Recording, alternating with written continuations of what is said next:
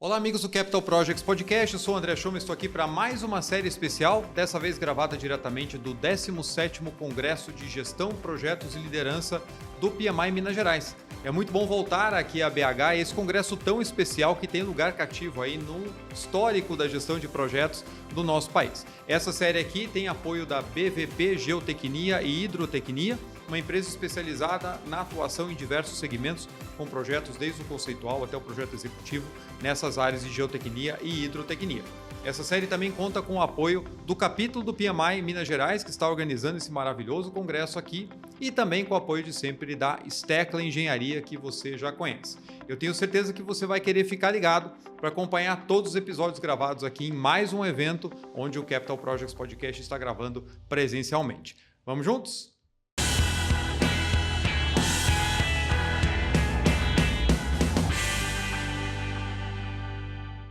Vamos para mais uma conversa aqui no Congresso do PMI Minas Gerais, em Belo Horizonte. Nossa última etapa dessa minissérie aqui dentro do Capital Projects Podcast, uma iniciativa que tem o apoio da BVP Engenharia, do capítulo do PMI Minas Gerais e da Steckler Engenharia, que tornou possível a gente ter essa superestrutura aqui dentro do Congresso em Belo Horizonte.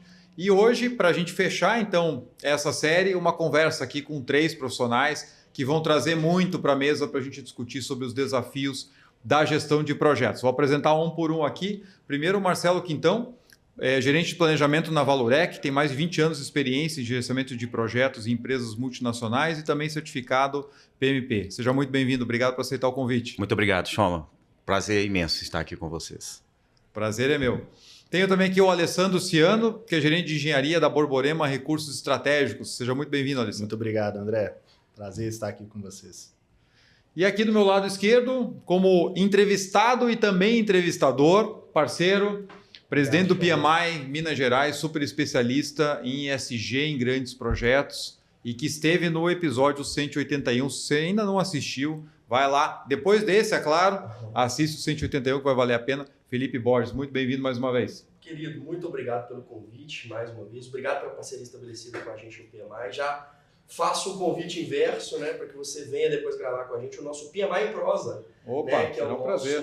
podcast do PMI que vai iniciar uma nova temporada a partir de 26, tá? Obrigado mais uma vez pelo convite. Maravilha. Eu que agradeço pelo apoio do capítulo aqui para a gente viabilizar essas gravações. Sempre é muito bom fazer uma série dentro de um evento que a gente tem a condição de estar com profissionais como vocês e trazer para a mesa e já colocar a discussão para rolar. Então, para a gente começar com um tema super fácil, né, tranquilo, quero fazer uma rodada na mesa aqui, perguntar para cada um de vocês quais são os desafios, os maiores desafios que vocês enfrentam hoje nas funções de vocês relacionadas à gestão de projetos.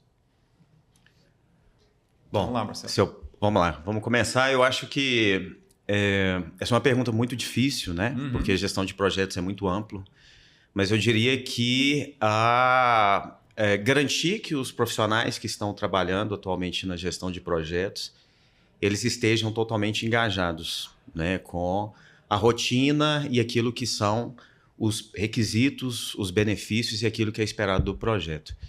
E além disso, obviamente, a retenção de talento, né, porque a partir do momento que você começa a desenvolver um projeto, obviamente tem toda uma bagagem feita por trás, desde a etapa de iniciação, planejamento e por aí vai. E a partir do momento que você tem turnover na equipe, isso pode gerar uma quebra. Uhum. Né? Então, isso obviamente é um risco do projeto que precisa ser considerado. Isso está cada vez mais latente, na minha opinião, no mercado. Né? O mercado, principalmente quando a gente tem um mercado aquecido. Né? Então, para mim, esse é um grande desafio ainda na gestão de projetos.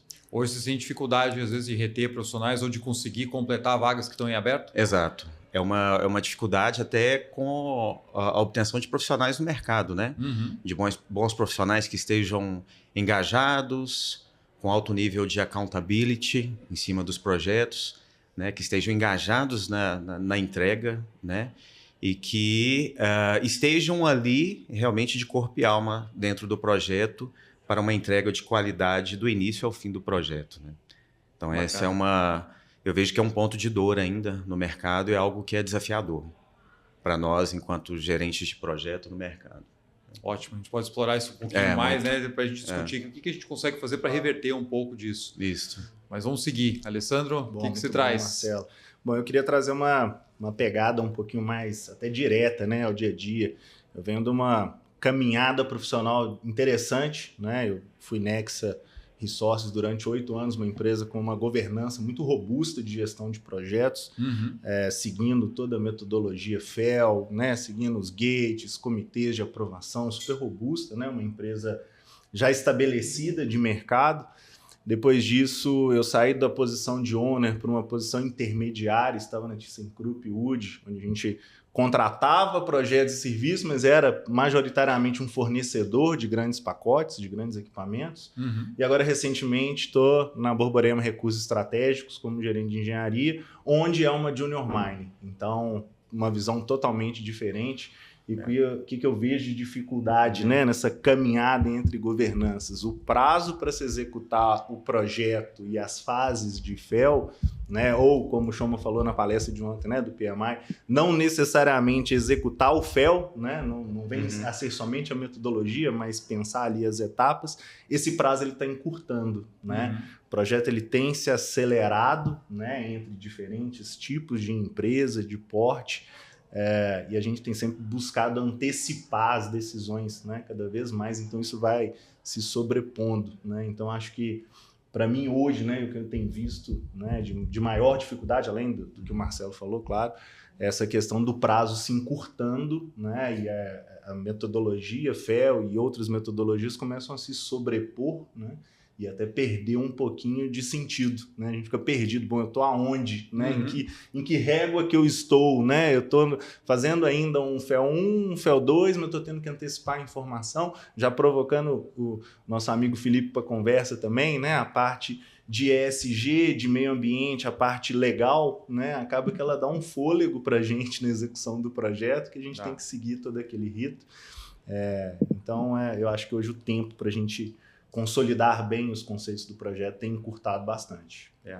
Sabe que até só pegando o gancho, já dando mais uma provocada aqui, eu já tive situação em projeto que a gente estava atuando e que estava preso pela licença, esperando a licença para finalmente poder ir para campo, mas que estava no fast tracking, estava com planejamento bem aquém do que precisava e tudo, e a turma tentando correr atrás enquanto não saía a licença.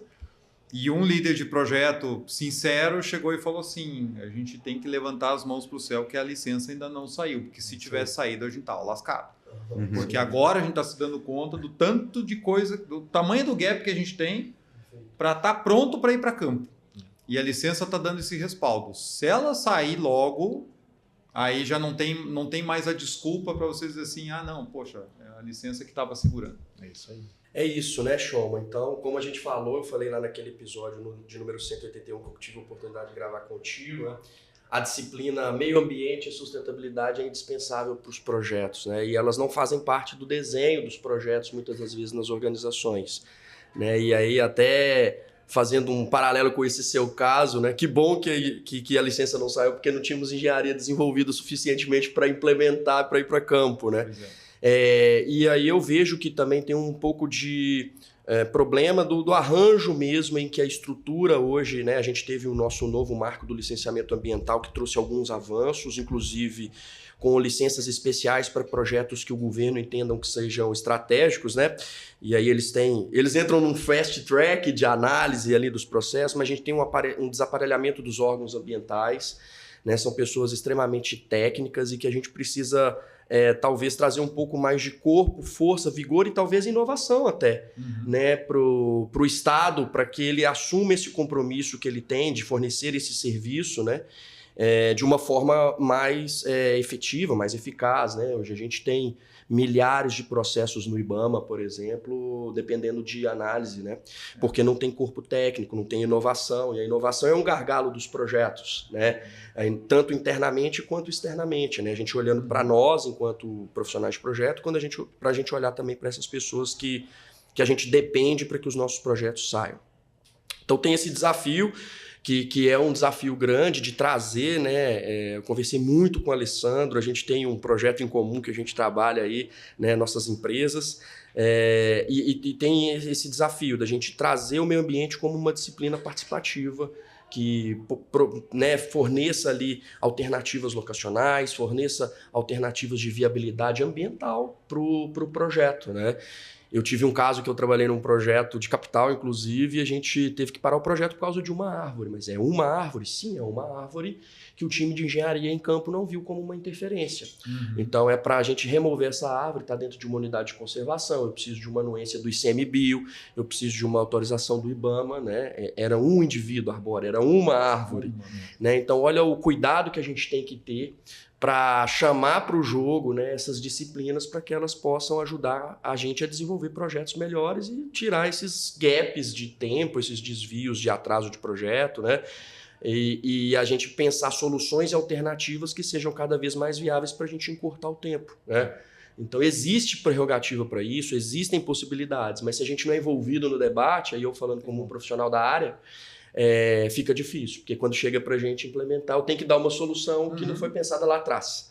Né? Aquela coleta de requisitos que a gente falou no último episódio, o meio ambiente também tem requisitos. Né? Então é um desafio que eu vejo hoje na gestão de projetos, eu acho que a gente tem amadurecido, hoje eu tenho visto que as empresas têm procurado profissionais dessa área que compatibilizem a sustentabilidade com projetos, tem crescido isso é bom, né? Eu vejo com bons olhos, eu estou na vanguarda dessa parte de projetos, mas é um pouco disso, assim. Então, eu acho que soma-se aos desafios que os colegas complementaram aqui, né? Falaram aqui nesse primeiro momento.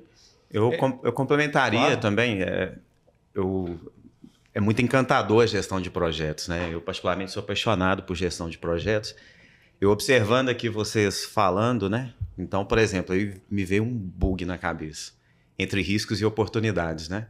Então, na hora que fala assim, o nosso receio era ter a licença ambiental antecipada. Né? Na hora que você pensa, uma licença ambiental antecipada, já vem um insight, problema. Ele é um problema ou ele é uma oportunidade? Deveria ser oportunidade, Deveria né? ser oportunidade. Porque a gente sabe que é moroso o processo. Em determinados momentos ele pode ser um risco mesmo muito eminente do projeto, assim como a árvore, né? Você vai explorar uma floresta. Olha como que gestão de projetos é tão encantador, né? Você vai explorar uma floresta, você vai fazer uma implantação, CAPEX, você estuda FEL, né? Faz FEL 1, FEL 2, faz todos os processos e vai ser uma árvore, obviamente com toda a importância que ela tem, que vai impactar o seu projeto. Agora, como cercar isso? Né? Fazer um mapeamento muito bem feito da região. Poxa, tem uma árvore aqui que ela é nativa da região, né? Olha como que é lindo isso, né? Ponto de interferência. Nós vamos ver isso no FEL? 1, 2, 3, e aí? Ou no campo, né? Ou nunca, né? Ou no campo. A importância do Gemba também, Do né? Gemba. Porque tem muitos projetos desenvolvidos em escritório, né? E aí, usando, óbvio que hoje a gente tem tecnologia muito avançada para isso, com imagens de satélite de alta resolução que nos, né, minimize os riscos de uma atividade de campo, mas o ver com os pés ainda continua sendo um bom caminho, né, Chuma? Eu pisar no campo, sujar a bota, né? Para identificar essas interferências, por exemplo, né? Às vezes são sutis, são detalhes que a tecnologia talvez ainda não consiga captar numa imagem de satélite. Pô, deixa eu ir lá ver. Né? Então, o Gemba ainda continua sendo muito importante para o desenvolvimento de projetos, sobretudo os de capital. Né? Eu comentei ontem na minha palestra, né, que um conhecido meu recebeu um projeto para o FEL 3, conceitual feito, tudo mais, aí prepararam a documentação de engenharia, colocaram a contratação de engenharia no mercado, contrataram a empresa de engenharia, primeiro marco é o quê? Visita de campo. Né? Faz o kickoff, vai fazer visita de campo. O pessoal da engenharia foi a campo, retornou e falou assim, tem duas coisas aqui que a gente não estava sabendo. Primeiro, tem um riacho no local do projeto, bem onde a planta está posicionada, a planta principal, e é uma área de Mata Atlântica. Em nenhum momento citaram isso na documentação. Cara, aí deu. Vamos botar o termo aqui, uma dor de barriga corporativa, que foi um negócio que disparou para tudo que é lado. O conceitual foi desenvolvido no escritório, em cima de um plot plan que só tinha o terreno, não tinha nem imagem, não tinha nada. O terreno é esse aqui, não tinha nem topografia. O pessoal posicionou as caixinhas ali onde precisava, porque na correria. E o FEL 2 está pronto, vamos para o FEL 3. Segue. 2 anos de desenvolvimento, desde o FEL 1 até chegar nesse ponto do FEL 3, milhões jogados fora. Quando chegaram, envolveram o pessoal do meio ambiente, primeira coisa, na reunião o pessoal olhou, aí foram, né? Imagem de satélite, isso aqui, tal, as fotos que o pessoal tirou lá. O pessoal virou e falou assim, você nunca vai licenciar esse negócio aqui. Nunca, esquece. Tira o projeto daí, põe em outro lugar. Isso é uma gestão Então, de expectativas, né? sim, Você imagina, você no FEL 2, quantas pessoas já geraram expectativas em cima daquela solução? E requisitos importantes, por exemplo, Riacho é uma APP, né? Uma área de proteção permanente. Tem as restrições para suas intervenções. A Mata Atlântica é um bioma protegido. Tem a lei da Mata Atlântica. Então, eu não posso suprimir de qualquer forma uma vegetação de Mata Atlântica, né? Tem as regras de compensação, tem as anuências dos órgãos ambientais que eu preciso solicitar. E por que os caras não foram envolvidos no debate do desenho do projeto? Pois é. Né? A imagem de satélite, a expectativa nossa é de implementar aqui. Olha... Né? E aí o meio ambiente é visto como chato, né? Chato. Eu não vou considerar chamar o meio ambiente, não, porque os caras não vão licenciar, não vão ajudar. Não quer ser né? flexível. Então vamos fazer a coisa de acordo com o regramento, porque ele existe para a gente cumprir, fazer cumpri-lo, né?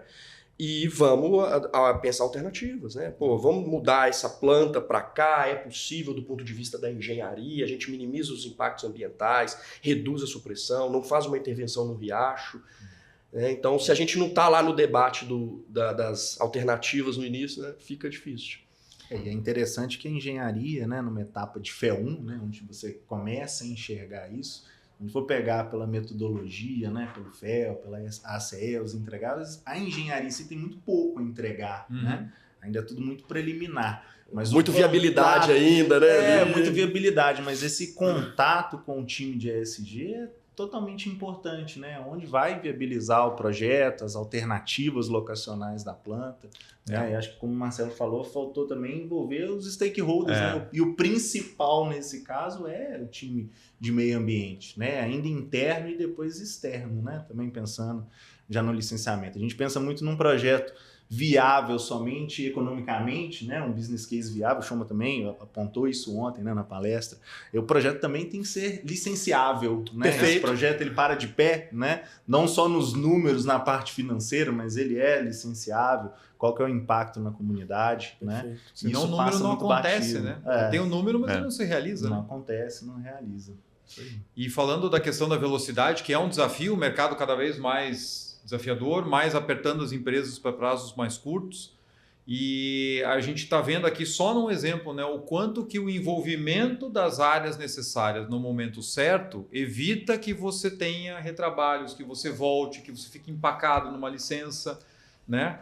Então esse é um ponto que eu tenho batido bastante, assim, inclusive ontem na apresentação. Né? Se eu quero fazer o projeto correr, eu preciso fazer direito.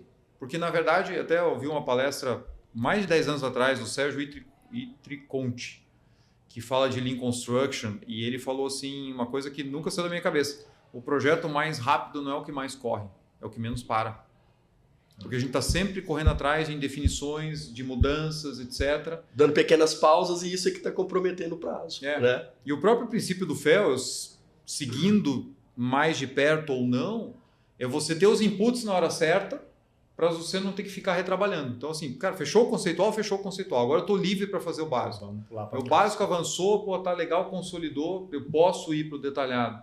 Porque isso te dá segurança. Nossos projetos, eles acabam sendo incrementais mesmo, né? Mas aí, Choma, eu pensando mais numa cultura, né? Igual o Alessandro falou, assim, da questão do FEL dentro das empresas, o desafio que a gente traz e tudo. Eu vejo o FEL, por exemplo, muito mais do que uma metodologia, né? Ela precisa ser uma cultura enraizada, precisa estar na veia, né? Isso. Porque a partir do momento que as pessoas não conhecem da metodologia, os seus principais stakeholders ali que estão envolvidos, pode gerar esse tipo de frustração dentro do projeto, né? Porque às vezes aí mora a destreza do gestor de projetos, né? De conseguir realmente fazer essa integração, não só como metodologia, mas como uma cultura enraizada, de que as pessoas que estão envolvidas no projeto, lembrando que podem ser pessoas diversas, que inclusive nem conhecem de metodologia, pensando em stakeholders é muito amplo. Isso. Então é uma habilidade do gestor de projetos saber difundir isso bem e evitar problemas futuros, né? Porque o FEL traz exatamente isso, é um dos grandes objetivos do FEL. Você vai ter front-end loading com gates, né? Que os gates vai te permitir que você tenha cada vez mais certeza no final do projeto. Mas a partir do momento que as pessoas envolvidas no projeto não têm essa visão e ela fica ali na cabeça do gestor de projetos, isso é um risco para o projeto, na minha opinião. né? Porque às vezes a gente procura ser muito técnico, né? Enquanto gestor de projeto. Mas quem é o meu público? Quem as pessoas que estão envolvidas no meu projeto? Com quem eu estou lidando? Então, aí mostra uma habilidade que nós, enquanto gerentes, gestores de projeto, precisa ter, de fato, né? Para evitar exatamente isso que você está falando, né? Então, poxa, eu estou no FEL 2. Meu público... Entende quais são Você as sabe entregas do FEL 2? O que é um FEL 2, mas não é explicar tecnicamente, né? Chegar lá, olha, de acordo com a literatura, o livro... Edward Merrill, né? Vamos falar do Merrill. Vamos ser práticos, né? Olha, o FEL 2, nós estamos nessa etapa, os entregáveis dessa etapa são esses. Né? Então, calma, vamos seguir o processo. Isso aí. Né? Eu sei que você está curtindo esse episódio e ele só é possível graças ao apoio da Steckler Engenharia. A Steckler Engenharia é uma gerenciadora de projetos e obras com atuação nesse segmento há mais de 25 anos. Atua na área de engenharia do proprietário, desde a elaboração do projeto até a execução e conclusão da obra. A Steckler impulsiona empreendimentos com senso de dono e com uma equipe multigeracional altamente adaptável e ágil, que é capaz de trazer inovação e qualidade para todos os tipos de projeto. Conheça mais sobre a Steckler Engenharia clicando no link que está na descrição desse episódio. Agora bora lá voltar para a nossa conversa? Mas eu vejo também, Marcelo, um ponto complementar, né? Eu acho que a gente sempre pensa muito de conhecer a metodologia na nossa camada mais técnica do time, né? Na execução do projeto. A hora que a gente olha um pouco para cima, né? Os stakeholders, C-level, grupos de investidores, etc., a figura muda um pouco, né? Existe ali talvez um pouco do desconhecimento e a questão da própria governança, né? A gente pensando em investimento, projetos de capital, né? Grandes projetos, essa procura por fazer mais rápido, implementar mais rápido, ela não conversa muito bem com todos os gates do FEL, né? Então você, na parte técnica, a gente busca executar, né, toda a metodologia, e só que a gente tem que conseguir levar para cima como conversar essa expectativa, né? Eu vejo essa dificuldade entre as empresas, né? E até o próprio porte do projeto, né? Esse projeto ele é um brownfield, ele é um sustain, né? Mesmo sendo um alto valor de investimento, né? É diferente a abordagem com um projeto, né, um greenfield, né, o que o investidor está querendo, né? Se você levar isso para um alto investidor, falando, não, espera, olha, vamos fazer um gate de FEL 2, né? Vamos ver se o projeto está maduro.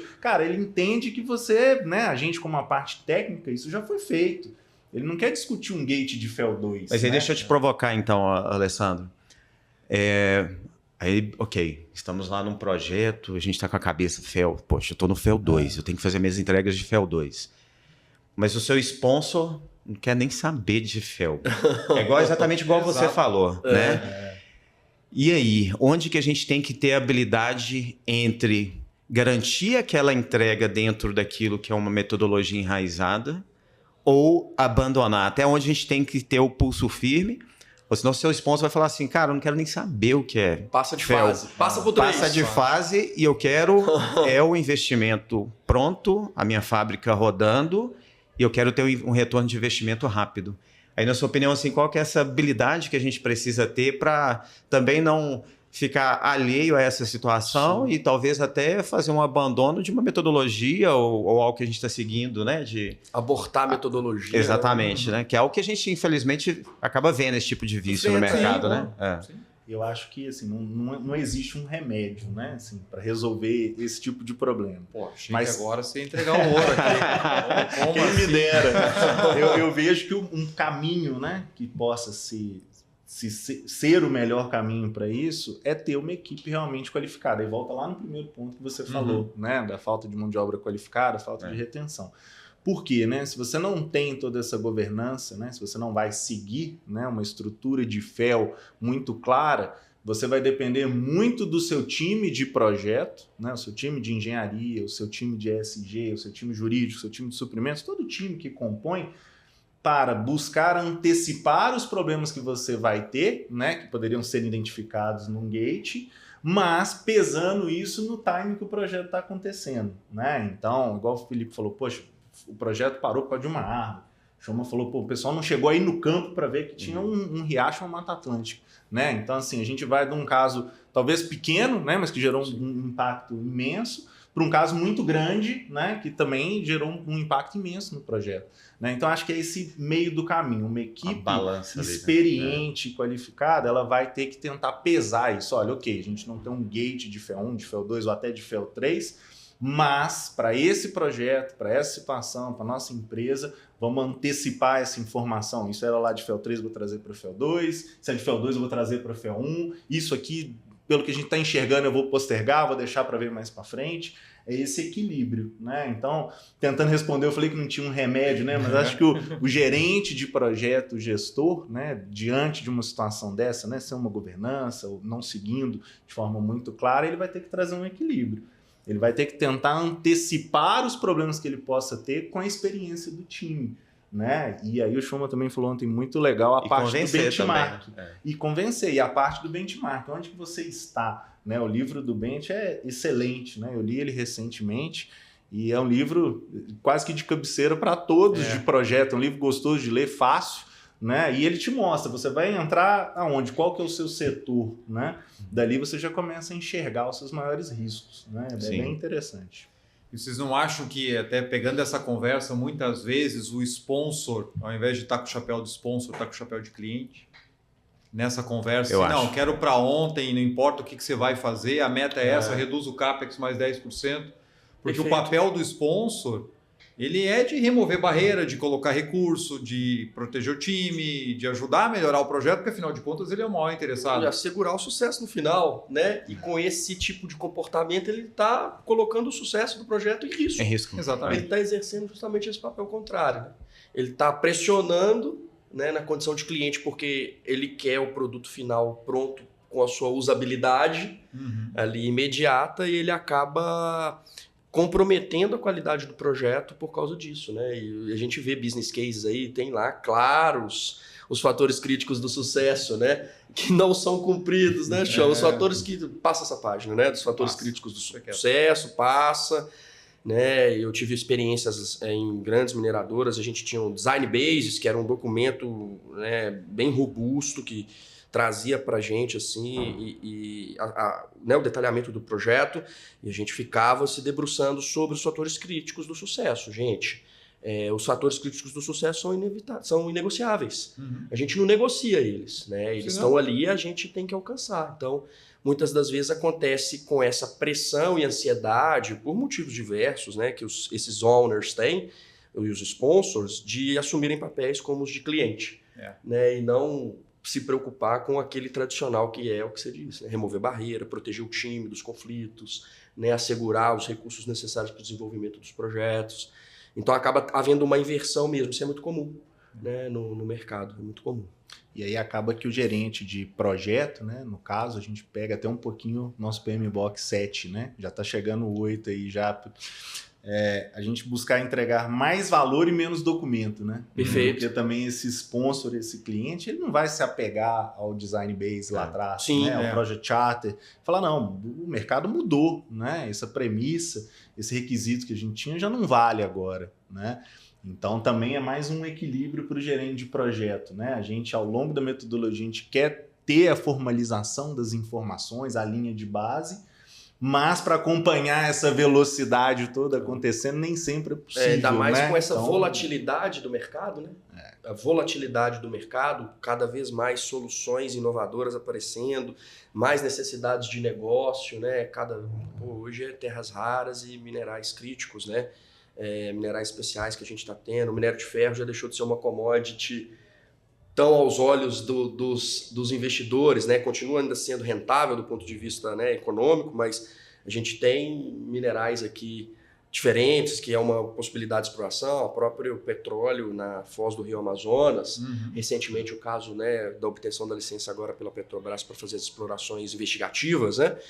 Então a gente vê que há uma volatilidade do mercado no sentido também de posicionar esses arranjos, né, de commodities, de negócios, e isso faz com que o cenário vá se mudando, né, o tempo inteiro. Né? E como lidar, assim? É curioso você falar isso, porque eu pensando, principalmente em projetos de capitais, às vezes projetos muito longos, né, no qual você pode passar por um processo de volatilidade que envolve essas questões que você está trazendo, mas não só isso, né? às vezes, uma volatilidade de mercado. Sim. Né? O mercado pode mudar. Às vezes você vai fazer um investimento hoje, aí vem o Donald Trump e coloca uma taxação sobre o Brasil, exatamente sobre o produto que você está ali desenvolvendo um projeto e tudo. Perfeito. Mas aí, assim, me vem na cabeça como lidar com isso dentro do projeto, uma vez que a gente, né, sempre pensando ali em planejamento inicial do projeto, as entregas, os benefícios, né?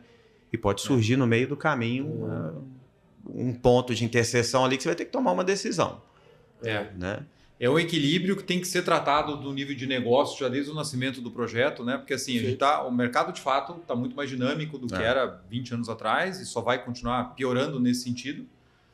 Mas isso eu comentei ontem também, né? Enquanto os nossos projetos precisarem de um desenvolvimento preditivo, não tem como fazer diferente. Como eu falei, você vai encomendar um ship unloader que demora 18 meses para entregar. Eu não tenho flexibilidade de escopo. Esquece. Perfeito. E para contratar, ele tem que estar bem especificado. Então tem que ter documento. Né? Então, se eu enxergo que o meu mercado ele é muito volátil no sentido de repente, aquela solução que às vezes eu demoro o tempo para desenvolver não vai caber, eu tenho que partir para projetos menores. Né? Porque os cronogramas de projetos grandes eles são incompressíveis. Até o próprio Merrill fala isso. Sim. Né? Você não consegue reduzir, porque ele é muito complexo para você fazer muita coisa ao mesmo tempo numa velocidade mais alta. Até no episódio que eu gravei com ele, ele falou, a partir de um determinado patamar, cada dólar que você coloca tentando acelerar o cronograma vai para o lixo, porque você não consegue, não tem como. Então a gente vive essa dicotomia, talvez? Dicotomia, de assim, eu quero um projeto grande, porque é onde eu vou ganhar na escala, então o meu CAPEX por produto é menor e meu OPEX é menor. Perfeito. Só que eu quero ele rápido. E aí não dá. Né? Ou você vai ter que ter um ou vai ter que ter outro. Né? E aí, com relação até à questão de flutuação de mercado, é outro ponto interessante, porque muito da correria é feita em cima de preço de commodity de hoje. Sim. Então você acelera porque eu tenho que capturar a janela de mercado. Se o teu projeto não é robusto para aguentar as variações que são naturais do mercado que você opera, ele não devia ir para frente. Porque, na verdade, se é um novo ativo que você está colocando para criar valor de longo prazo, ele tem que ser competitivo bastante para sobreviver a baixas de mercado. Perfeito. Você depende de capturar um evento extraordinário do pós-pandemia, com o minério lá, 200 e tantos dólares por tonelada, cara, você depende disso para viabilizar o projeto considerar o best case e o worst case, né? Do seu projeto. Brigando por $1 no OPEX, o seu projeto já nasceu morto. Exato. Né? A flutuação de cenário é inevitável. Né? Os cenários mudam o tempo todo. Então, você tem que ter sobrevida no baixo e na alta. Né? Então, o projeto tem que ter essa segurança, né? Essa solidez, né, de sobreviver, de sobreexistir em tempos de dificuldade. Né? Ainda mais a gente que é um país, nós Brasil somos um país de commodities, né? A gente vende commodities. Se não tem volatilidade lá fora, a gente cria volatilidade aqui dentro. Faz questão de criar a gente acha complexidade. Não, lá fora tá muito calmo, deixa eu chacoalhar aqui dentro. Piorar aqui dentro para deixar o pessoal ligado. Aquele negócio do tubarão dentro do tanque. Tubarão dentro do tanque, Mas olha como as coisas também se ligam naquilo que a gente falou, né? Vocês trouxeram também a questão do engajamento. Você comentou do engajamento das equipes e a gente falou agora questões que estão muito ligadas à liderança. Como que eu consigo engajar os times se a própria liderança não está alinhada? Né? Então, o que vocês têm visto, o que vocês sugerem assim, de maneiras que a gente melhora esse fluxo de comunicação e aí a equipe está vendo sentido naquilo que ela está fazendo? Porque tem projetos que, de fato, cara, é um desafio, essa é a oportunidade que a gente tem ou a gente vai ao racha, né? E tem casos onde eu já vi isso muitas vezes em próprias avaliações de maturidade, onde a equipe não acredita naquela meta. Mas ela não pode dizer, né? Justamente porque tem ali um top-down muito forte. E aí, como é que ela vai engajar? Não vai. É gente saindo e tal. Então, como é que vocês enxergam que a gente consegue melhorar esse alinhamento interno que, consequentemente, vai melhorar o engajamento e, eventualmente, até reduzir o turnover, né? Eu acho que para cima, né, da equipe técnica para cima, a gente tem que saber falar a linguagem do dinheiro, do investidor, né? É onde a gente convence, onde a gente fala, olha, se a gente executar realmente a metodologia ou parte dela, né, antecipar as informações, a gente vai ganhar lá na frente, a gente vai ganhar na obra, a gente vai ter menos problema e mostrar isso em valor, né? em dinheiro, qual que é o retorno, né? E todo benchmark que se tem, né, mostra todo esse ganho, né? Os projetos hoje, o Schaumann mostrou 37% dos projetos com estudo de custo, né, só em mineração e por aí vai, né? Então, colocando isso na balança, a conversa para cima acontece. Normalmente, a gente tenta falar, né, a linguagem técnica. Olha, o projeto tem que estar maduro, eu tenho que fazer isso entregável, e não é o caminho certo, né? E eu acho que de cima para baixo também precisa melhorar essa comunicação. Tem que mostrar a cabeça do investidor para a parte técnica. Gente, olha, a gente tem que trazer soluções técnicas melhores, mais rápidas, mais econômicas, para o projeto acontecer de forma mais rápida, justamente para a gente capturar uma oportunidade de negócio, né? Essa janela, muitas vezes ela é curta e não dá para a gente antever. A gente tem uma série de projetos de ouro, né? Acho que o projeto de ouro é um que fica muito claro, né? O minério de ferro ele tem sua estabilidade. Ele tem uma estabilidade porque o mercado, né, já tem uma solidez, já tem o Brasil como um player, né, bem mais consolidado. O projeto de ouro é muito interessante, né? Onde eu costumo reparar muito bem. O ouro vai, ele dá um pico, ele explode, um tanto de projeto antigo de mercado sai da gaveta. Agora o projeto tal vai para frente. Das cinzas, né? Renasce. Aí de repente o preço do ouro começa a cair um pouco, esconde o projeto. Aí volta de novo, né? Então são projetos que já estão atrasados, né? Eu acho que a conversa com o time tem que ser, gente, tem que ser rápido o projeto por causa disso. A janela é essa, né? Então eu vejo essa dificuldade de ambas as partes, né? O time técnico a gente quer fazer o melhor. Se deixar, né? Eu como gerente de engenharia, eu quero antecipar tudo, eu quero ter segurança de tudo, porque eu vou ser primeiro cobrado pela parte técnica, né? Não posso ter uma interferência, não posso ter um problema grave lá na obra, né? Só que se a gente fizer toda a documentação que a gente gostaria, o projeto também não vai para frente. Né? Eu queria contribuir também, Alessandro, porque eu acho que hoje em dia, muito além de técnico, documental, que obviamente assim, é muito importante para o projeto, né? Não se discute isso. Eu acho que um grande ponto hoje é a gente falar de pessoas, né? Porque trazendo essa visão, os nossos projetos hoje a gente tem advento de IA, né? Que a gente pode utilizar para nos ter um ponto de partida, inclusive, né? Para nos ajudar a otimizar os nossos processos documentais e desenvolver documentos, mas a gente não pode esquecer que os nossos projetos também envolvem pessoas, né? E pessoas somos nós que estamos ali gerindo projetos, gestores, os nossos sponsors são pessoas também, que têm as suas dificuldades, todos têm, né? Aí, como gerir isso, garantir o engajamento dessa equipe, garantir uma entrega de excelência, eu acho que parte realmente do ponto inicial, que é a gestão de pessoas, né? Porque muitas vezes a gente fica ali, poxa, tem que entregar documento, tem que garantir um KPI, tem que garantir uma curva S que esteja bem elaborada, que a gente consiga atender, mas e as pessoas que estão envolvidas nesse projeto?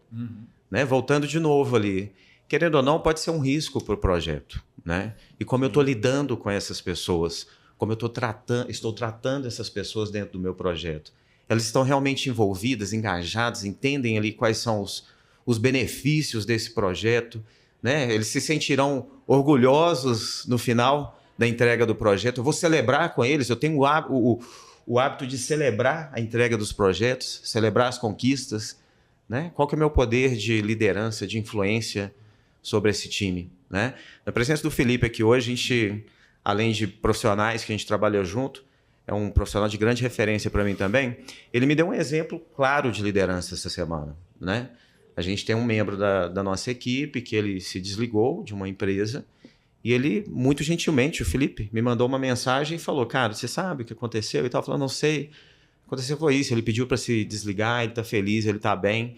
É a preocupação que ele teve enquanto líder, enquanto gestor desse time, de que passar por um processo de desligamento de uma empresa é um processo complicado. Sim. Então, acho que gestão de projetos também, muito além da parte técnica, a gente precisa ter essa habilidade, essa destreza de entender o time, né? Para que a gente tenha, no final, ótimos resultados. Independente se a gente vai usar um FEL ou qualquer outra metodologia, né?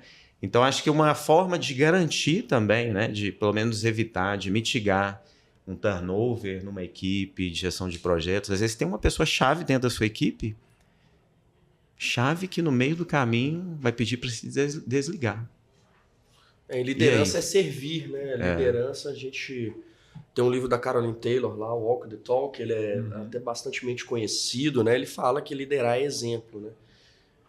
E se você, dentro de projetos complexos, desafiadores, num cenário que já tem trazido uma volatilidade, um dinamismo tamanho, se você não é um líder que continua se capacitando, que continua sempre antenado às melhores práticas, participando de eventos, por exemplo, como esse aqui, para entender o que as empresas estão fazendo, assegurando os fatores críticos de sucesso do projeto, reforçando eles, demonstrando para a equipe que os projetos são maiores que as pessoas e que as organizações são maiores que os projetos, que projetos existem para a gente alcançar objetivos estratégicos maiores. A empresa quer chegar neste objetivo em 2030. Este projeto faz parte disso, vamos juntos, né? Servir quando necessário for, né? E sempre que for, para tá precisando de alguma coisa, né? Então o líder ele exerce um papel fundamental no sucesso dos projetos, cara. Tanto quanto o time, e aí muito corroborando com o que o Alessandro falou, também para cima, né? Demonstrando aquela segurança para os investidores, né? Então liderança é fundamental, né? Para os projetos nesse ambiente volátil e dinâmico que a gente vive, né? Então reforçar esse compromisso, o Prince fala muito sobre isso, né? Todas as vezes que a gente passa de fase lá nos seus processos, a gente precisa constar o business case. Está fazendo sentido o projeto? Não, então tem que cancelar, né? Tá, vamos seguir. Então, o Prince, a metodologia fala muito sobre isso, né? Então, é um papel fundamental, assim, né? Não tem como desvencilhar. Não tem como. E ver como o assunto é relevante, que assim, nessa mesma série aqui, eu falei com o Dilmar Amador, que esteve palestrando aqui, sobre segurança psicológica para as equipes. Como eu falei antes, às vezes o bode está na sala, a equipe não acredita no projeto, mas ela não pode falar. Perfeito. Né? E falei com o Fabel também sobre liderança, como trazer uma liderança humanizada para as empresas e dentro do nosso ambiente de projetos, onde a gente vive de deadline em deadline, se a gente não conseguir cuidar de um bom ambiente, tem que ter desafio? Claro que tem que ter desafio. Né? Às vezes tem que ser, né, ousado um pouco ali, mas se você passar do ponto, você desengaja o time, você massacra as pessoas. Fica tóxico, né? Fica tóxico. Né? Acaba virando uma questão de saúde mental do próprio time. Então esse balanço não é fácil e as pressões têm aumentado, né? Como a gente tem falado aqui, o prazo vai encurtando e a gente tem desafios cada vez maiores. Principalmente quando você está em situações críticas do projeto. Aí onde mora a habilidade, que eu vejo muito mais como uma soft skills, vamos dizer assim, que é a gestão ali do conflito e até saber filtrar bem a pressão que às vezes você está sofrendo ali enquanto gerente de projeto, filtrar isso com a equipe de tal forma que você consiga ter o engajamento dessa equipe para virar o jogo, né? E não fazer o contrário, né? Não fazer o contrário, porque aí pode ser até detrator para a equipe. Né? Perder o controle, chegar dando butinada em todo mundo, pô, aí colocar gasolina no fogo. Não que você não precise ser firme, né? É diferente. Sim. Mas... Não vai mascarar a situação. Não, tá tudo bem, tá tudo tranquilo. Claro. Não tá bem, não tá tranquilo e a gente vai ter que se virar. Mas tem maneiras, né? Porque senão você traz ruído para a mesa que piora a situação. A situação já é grave por natureza. Eu não preciso piorar ela, né? Coragem para enfrentar os problemas é fundamental no nosso ambiente de projetos, né? Porque acontece o tempo inteiro. Então não posso esconder o problema, né? Vamos ter coragem para encará-lo. O problema está aqui na mesa, existem soluções alternativas para a gente sair dele. Vamos pensar juntos e vamos encontrar o melhor caminho para o projeto, né? Não é o melhor caminho do A ou do B, né? É o melhor caminho para o projeto. Então isso acontece o tempo inteiro. Quando o futuro de uma obra depende do que está embaixo do solo, é preciso confiar em quem entende cada camada da terra. Desde 1985, a BVP transforma desafios em soluções que sustentam grandes obras. Ao longo dos anos, nos reinventamos e crescemos, gerando valor nas relações que construímos. Com inovação e rigor técnico, garantimos segurança operacional e otimização de recursos para nossos clientes. Criamos soluções integradas em geotecnia e hidrotecnia que transformam a engenharia. E assim, lançamos as bases do futuro com os pés firmes neste terreno. BVP, construindo relações de confiança. Eu vejo que parte da liderança, né, que a gente exerce com as equipes de projeto, ela parte da própria educação do time, né? A gente tem essa capacidade, né, e quase que um dever realmente de ajudar o time, de ensinar. Ao longo da minha caminhada, né, eu tive a oportunidade de trabalhar com vários estagiários, né, engenheiros júnior, time chegando, né, e duas coisas que eu sempre falo com eles, né, onde tem que começar a aprender. A primeira é gestão de projetos. Olha, você pode até não querer ser um gerente de projetos, você pode continuar sendo técnico, né, da sua área, da sua especialidade, mas entenda como funciona um projeto, né? Quais são as etapas, quais são os ciclos, as metodologias, para você entender onde você está inserido, né? Os nossos cursos de engenharia, né, em sua maioria, não abordam uma metodologia de gestão de projetos, né? Então, acho que é uma possibilidade para o profissional, para ele amadurecer, ele entender onde que ele está inserido. E aí, o nosso PMI fazendo toda essa função, né, de educação, de compartilhamento. E outra parte muito importante, né, que o próprio livro Pipeline da Liderança ele traz, né, o profissional ele tem que entender o ponto que ele está na carreira, né? Ele é líder de si mesmo, ele é líder de líderes, né? O que o gerente acima faz, qual que é a responsabilidade, né? Eu vejo muito que as coisas vão se invertendo, né? O profissional júnior ele caiu ali, está entendendo ainda o que acontece, ele passa a ser pleno, ele começa a enxergar mais técnico, mais uma gestão de projeto, só que a hora que ele quer subir para coordenador, para gerente, ele não entende o jogo corporativo. Ele não sabe onde que ele está inserido, né? Porque eu acho que às vezes fica até cruel um pouco com a gente, né, gestor de projeto, também ter que cuidar tanto do profissional nesse detalhe, sendo que ele ainda não entendeu onde que ele está, né? Ele quer crescer na carreira, ele tem as ambições, ele quer entregar a parte técnica, mas onde é que ele está inserido, né? Qual que é a possibilidade dele? Então, são duas coisas que eu oriento muito o time. Quando começa a conversar, eu vejo que está na dúvida, né? Um engenheiro novo ali que está no time, fala duas coisas. Primeiro, faz gestão de projetos, entende o que é um projeto, né? Que aí você vai entender o que eu estou passando, qual que é a minha cobrança.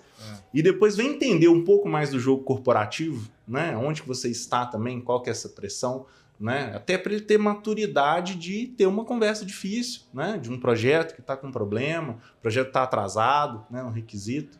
Então, acho que a gente tem essa função, né? A liderança, ela passa pela educação, né? De ensinar. Eu acho que até desenvolver. Você falou do Pipeline da Liderança, eu também gosto muito desse livro.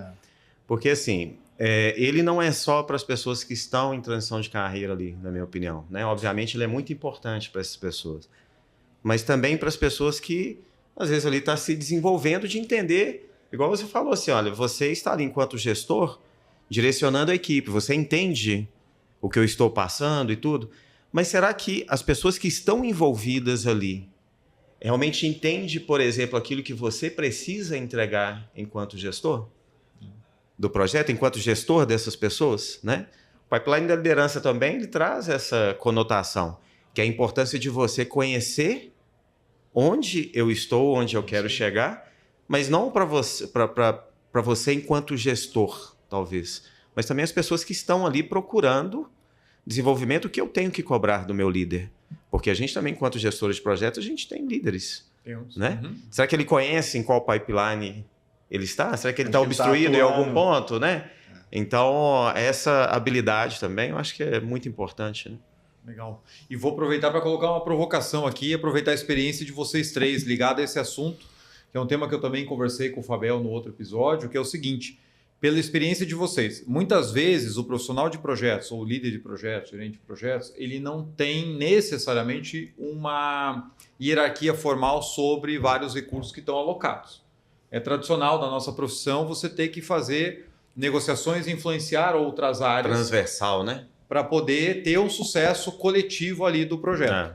E eu queria que vocês trouxessem, com base na experiência de vocês, que tipo de habilidades e competências vocês viram ou vocês desenvolveram em vocês, ou que vocês viram funcionar bem nos ambientes pelos quais vocês passaram, aonde isso mostra, né, assim, caminhos que os profissionais que estão aqui nos assistindo podem se inspirar em melhorar suas competências para poder lidar com um ambiente desse. Porque o tempo todo a gente está lidando com várias pessoas que não necessariamente vão fazer o que a gente precisa, o que a gente quer, o que a empresa quer, porque você não tem uma relação hierárquica. E também, muitas vezes, você tem a própria relação hierárquica, como a gente falou aqui, e só isso não é suficiente. Porque se você não influenciar positivamente a pessoa, ela não vai estar engajada com você. Então, o que vocês podem trazer da experiência de vocês, de comportamentos, competências? Tem um livro, né? Eu até gostaria de recomendá-lo, Choma, aqui, que é o Para Novos Gerentes. É uma coleção da Harvard Business Review, que tem 10 artigos sobre liderança. Ele é uma série, Para Novos Gerentes, aí tem de liderança, tem de outros temas. E aí uma das questões, em resposta à sua pergunta, que eu traria como experiência e que o livro também trouxe como insight relevante é: faça alianças estratégicas. É uma habilidade que nós temos que ter, porque se hierarquicamente a gente não, né, lidera ou comanda os nossos recursos ali, porque eles são de áreas funcionais, que a gente pega emprestado para fazer os projetos, as alianças estratégicas com os nossos líderes, né, pares ali, ou os líderes de áreas, elas são fundamentais. Então, a aliança estratégica é a possibilidade de colaboração, eu acho que é uma outra soft skill, uma outra competência fundamental, né, que é a colaboração entre essas áreas, né. E aí eu destacaria essas duas, né? E lógico, aquela mais comum que a gente fala em todos os congressos, é a comunicação, né? E óbvio que tratar as pessoas com empatia, com educação, isso eu acho que é um pouco básico, a gente nem traz para o debate, vamos deixar para as competências, né, que a gente tem mais ali no corporativo, né? Além das outras que a gente utiliza também fora do mundo corporativo, né? Mas eu acho que alianças estratégicas, a colaboração e a comunicação seriam 3 competências assim, indispensáveis para a gente trabalhar em estruturas matriciais, né? Porque a gente precisa lidar com outros gerentes funcionais que estão precisando dos seus recursos, a gente precisa fazer essa negociação, demonstrar que o projeto é importante para o negócio, né? Ô, Felipe, aí você traz até exatamente o que eu estou pensando aqui em relação ao que você está falando. Mas você não acha que, por exemplo, além dessas habilidades, o impacto, a influência e o poder de persuasão não estão diretamente ligados? Porque, assim, também. Tratar com uma estrutura matricial ali, transversal, é muito difícil. Muito difícil. É muito difícil porque, às vezes, a pessoa tem um gestor direto que talvez não está engajado naquele mesmo propósito que você está, e você precisa ali de alocar o recurso, né? Sim. Transversalmente para poder desenvolver o projeto e entregar aquilo que é o esperado do projeto, mas às vezes a disponibilidade desse recurso ela é limitada pelo próprio gestor, né?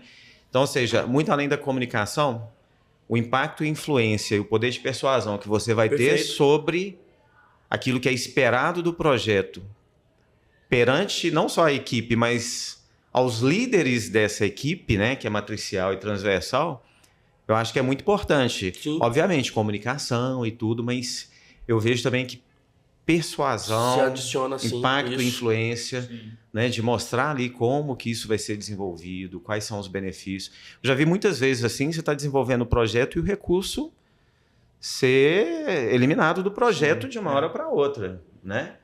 Então, às vezes é um recurso importante, agora surgiu uma outra urgência, e aí? Né? Então, eu vejo também que é importante. Eu acrescentaria a questão da própria clareza, né? Puxando da comunicação, muitas vezes o líder de projeto, o gerente, ele busca esse recurso matricialmente, mas não tem um escopo bem definido, não tem um tempo, né, para essa atividade ser executada, não sabe quanto tempo que esse recurso vai ter que ficar alocado, e esse recurso acaba que ele se perde, né? Então, quando você aborda esse recurso já com o escopo, com tudo definido, olha, a gente tem essa tarefa, tem esse projeto para ser executado, geralmente ele se engaja mais e ele vai até o final, né? Então, é quase que chegar com um OKR para esse recurso, olha, tá aqui, né? O jeito que você vai entrar no projeto e para o chefe dele acima, o tempo é esse, é uma tarefa determinada. Eu já vi projeto começar com 25 pessoas. Vamos junto, vamos entregar, tô empolgado. Aí vai decrescendo, chega... No final tem 2 pessoas participando do projeto, né? Você falou, mas, poxa, o que aconteceu no meio desse projeto? Foi uma falha do gestor do projeto? Né? Onde que eu falhei aqui? Onde que eu errei? O próprio follow-up, né? Assim, também da atividade, né? Da tarefa, do que está sendo executado, né? É o famoso delargar. Delargar. Você não delegou, você delargou, né? Você É. não deu clareza, você não definiu bem o escopo, você não deu o objetivo do projeto, por que ele é importante para a empresa, né? Não conseguiu engajar ali aquele time e delargou. E aí o resultado disso vai ser terrível. E da mesma forma tem projetos também que no final tem sucesso, né? Então acho que também vai muito dessa habilidade das pessoas se engajar e além disso também de quem acredita no projeto.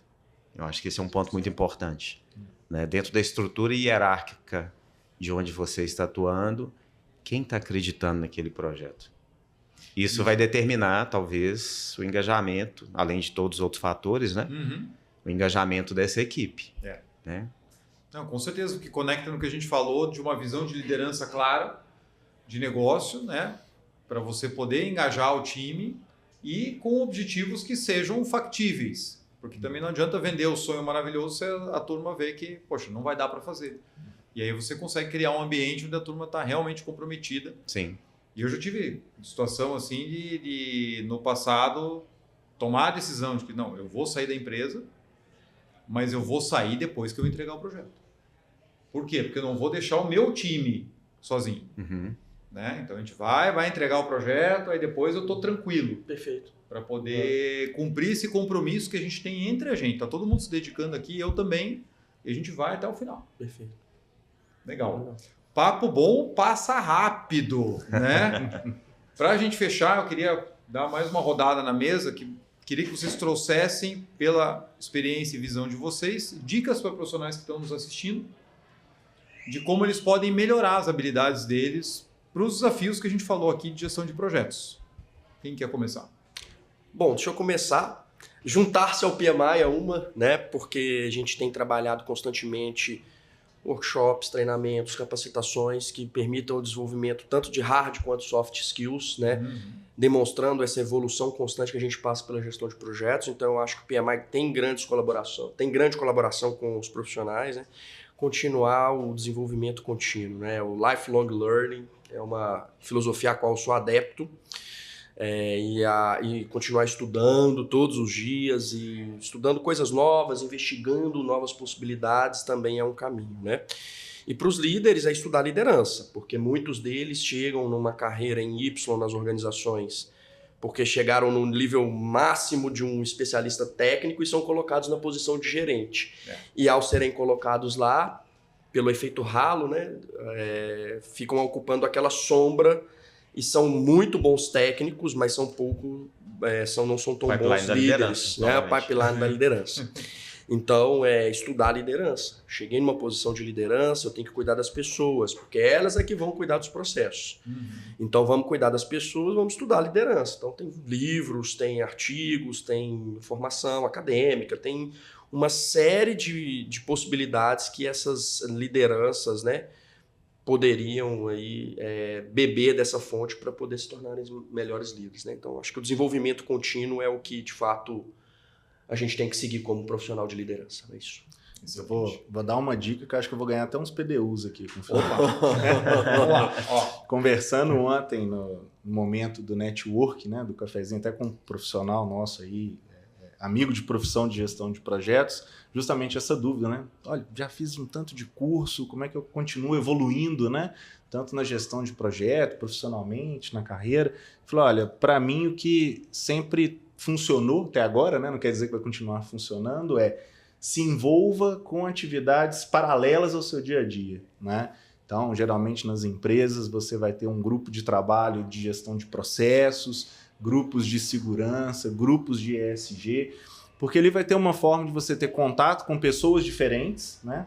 Muitas vezes você vai sair um pouquinho da sua área técnica, que você já está acostumado, então você vai aprender, né, habilidades diferentes, você vai colocar à prova suas habilidades de gestão de projetos, de negociação, de liderança, e você vai ter uma exposição para a alta liderança, né, de um outro ângulo, né, que para você ascender na carreira isso é muito importante. Você conseguir transitar, né, em diferentes projetos, diferentes ambientes. E aí, puxando aí até para o PMI, né, envolva-se, né, com iniciativas de voluntariado, né? Se dentro da sua empresa você não tem, né, esse tipo de grupo essas oportunidades, procure junto ao PMI, né, a instituições até de caridade. No seja, PMI tem uma carreira, né, também aqui, né, no voluntariado, né? Hoje eu estou presidente, mas já estive um analista de projetos, né? Já estive gerente, já estive diretor de outras pastas. Então aqui também é um caminho para exercitar essas habilidades, errar. Tem uma possibilidade maior de errar, né? De corrigir a rota rapidamente. Então, o voluntariado, eu já era voluntário em outras instituições, eu tenho um projeto voluntário de social, né, pessoal. Então, assim, é legal para a gente exercitar, né? Isso, satisfação. Pega um exemplo, né, cara? Só para você passar, bem prático do dia a dia, né? O cara muitas vezes quer chegar a ser um gerente de projeto, um gerente de implantação, mas nunca foi síndico do prédio dele. É isso aí. Não quero confusão, não quero lidar com os diferentes vizinhos, né? Com problema, com recurso então já limitado. Tá no caminho errado, né? Mas quer ser gerente de projeto, quer ser gerente de implantação, né? Essa experimentação é fundamental, né? E voluntariosamente falando, há uma permissibilidade maior de errar, de acertar, né? Ali você tem uma margem de manobra mais legal, assim, mais tranquila. Eu concordo muito com o que vocês falaram e eu vejo muito assim, né? A gente tem participado muito de congressos, né?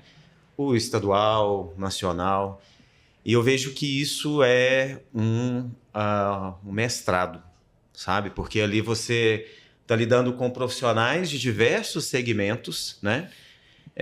Lembro agora de Fortaleza, no Congresso Nacional que nós fomos, aí numa conversa lá muito proveitosa com o Márcio, por exemplo, né? Ele, gestor de projetos do maior evento popular do Brasil, né? Isso reconhecido pelo Guinness Book. Então, assim, olha, oportunidade de você conversar com um profissional desse gabarito, né? E às vezes o seu projeto ele é muito menor do que esse, né? Mas de você conversar e falar assim, olha, como que eu posso extrair aqui algum tipo de aprendizado, de benefício que eu posso trazer isso para a minha vida, né? Então, hoje a gente aqui fala de gestão de projetos, mas isso vale para qualquer tipo de carreira, né? Então, se, como o Felipe falou, às vezes numa carreira Y, poxa, eu vou aqui para uma área técnica, eu vou para uma área de gestão, né? Esse aí todos nós, enquanto profissionais, passamos na vida, né?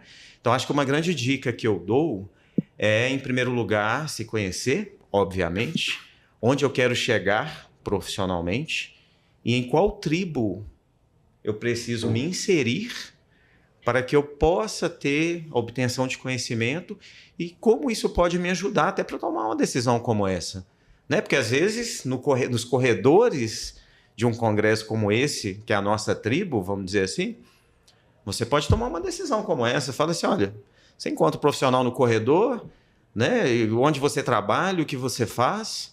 Hoje eu estou aqui numa dúvida profissional de onde seguir. Poxa, eu vou para uma carreira técnica, eu vou para uma carreira de gestão.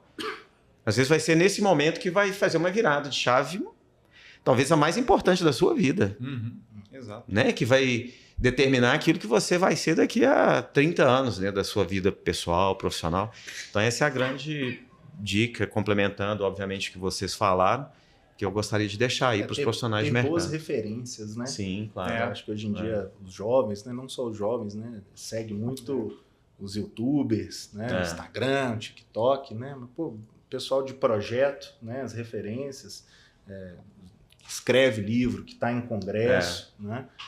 E aí participe de um congresso, veja onde o pessoal tá andando, que curso que está fazendo, né, que tipo de congresso, que tipo de livro que está lendo e segue atrás e tem a oportunidade, né, estando em um congresso, para a pessoa para conversar, né, ser presente, pergunte, né? Acho que é por aí mesmo. Essa ambiência é muito importante, a gente tirar bom proveito disso, né? Fazendo networking, eu sempre falo muito, você vai encontrar aqui profissionais que têm o mesmo desafio que você e de repente alguns deles já resolveram esse desafio, conhece as pessoas que você tem que falar. E isso estabelece boas referências, como vocês falaram, né? Poxa, tem empresa aqui que está fazendo melhor do que eu estou fazendo lá. Então, significa que eu consigo também. Sim. Qual que é o caminho? Deixa eu trocar ideia, deixa eu fazer um benchmarking. E o PMI proporciona isso tudo. A minha carreira antes do PMI e depois é incomparável. Foi aonde eu achei a minha tribo. Pessoas que tinham o mesmo problema e que tinham ali algum caminho de solução. Que eu bati cabeça tantas vezes sem ter uma referência, né? E aí depois que você começa, você não larga mais. Coisas boas acontecem, né? Coisa boa acontece. É um Isso vício. aí. É um vício também, né? É porque é bom demais, né? É bom Então, demais. a gente não fica longe. Bom demais. Legal. Gente, muito obrigado, Marcelo. Obrigado pela tua Muito participação. obrigado, aqui. Choma. Um prazer imenso estar aqui com você.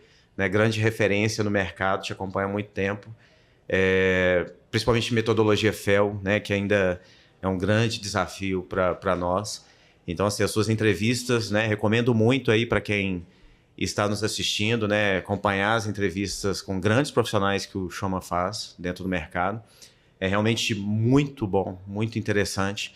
Né? E também dentro dessa pegada, né? As suas entrevistas trazem muitos insights interessantes para nós, né? Enquanto profissionais de gestão de projetos. Então, para mim é uma honra estar aqui com você, com o Felipe, com o Alessandro, né? Que também são grandes profissionais, referências do mercado. Muito obrigado. Legal, eu que agradeço. Alessandro, um prazer contar contigo aqui nesse episódio. Obrigado, André. Foi um prazer. Agradeço também ao Felipe aí pelo convite. Que bom que deu certo, né? Que bom que deu certo. Já estava chateado já que não ia conseguir perder a oportunidade Não, de estar aí com o André Choma, realmente referência de mercado, né? Na parte de FEL, de gestão de projeto. E muito bom estar aqui, poder aprender um pouquinho com vocês e também contribuir. Obrigado.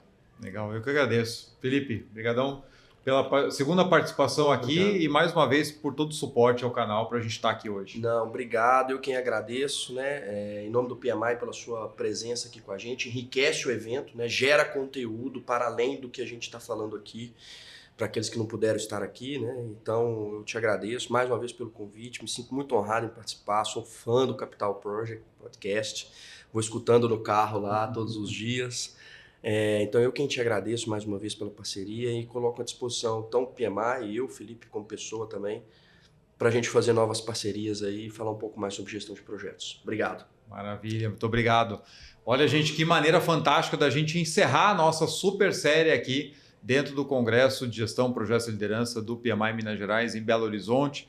Como eu falei, o apoio do PMI Minas Gerais é essencial para a gente estar aqui hoje. Também da BVP Engenharia, que participou lá do primeiro episódio da série, e também da Stecla Engenharia, que você já conhece. Então, quando a gente tem uma rede aí que suporta as boas práticas e que quer, né, trazer cada vez mais conteúdo para que o mercado evolua, isso é muito bacana poder fazer parte desse projeto. Quero convidar vocês mais uma vez a se tornarem membros do nosso canal. Entra lá no Catarse, tem o link aqui em todo episódio. Temos planos a partir de R$5 por mês para que você ajude a manter o programa no ar, para que a gente possa chegar aí no 5º ano, em março do ano que vem, e continuar mais adiante, trazendo conteúdo gratuito aqui para toda a comunidade de gestão de projetos. Obrigado por ter acompanhado toda a série. Estou aqui ansioso para saber os comentários, pode comentar no YouTube, no Spotify também dá para comentar agora, ou lá no LinkedIn. Então mande para mim o que vocês mais gostaram do episódio de hoje. Recomende essa conversa para outros profissionais que podem se beneficiar desse conteúdo e eu te vejo no próximo episódio do Capital Projects Podcast. Vamos juntos?